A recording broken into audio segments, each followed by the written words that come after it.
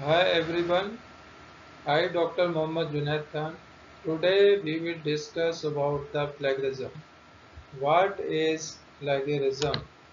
Plagiarism is the act of using someone else's work, ideas, or intellectual property without proper acknowledgement or permission and presenting it as one's own. This can be include first copying and pasting text from a source without quotation marks or proper citation. Second, paraphrasing someone else's ideas or arguments without giving credit. Third, using images, graphs, or other visual content without permission or attribution. Fourth, submitting someone else's work as your own, whether in part or whole. Plagiarism can occur in various contexts, including academic writing, journalism, creatives, and professional publications. It is considered a serious ethical and academic offense as it undermines the principles of honesty, integrity, and intellectual property rights.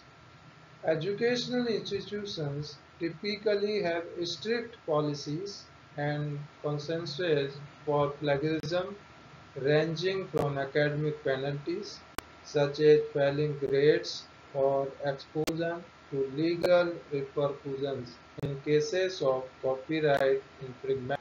To avoid plagiarism, it is essential to properly cite and reference all sources used in your work, including text, ideas, images, and any other intellectual property. This includes providing in-text citations and creating a comprehensive bibliography or reference list according to the appropriate citation style. Example: APA format, MLA, Chicago. Overall, understanding and respecting the principles of academic integrity and intellectual property rights are crucial in avoiding plagiarism and maintaining ethical standards in research, writing, and other creative endeavors.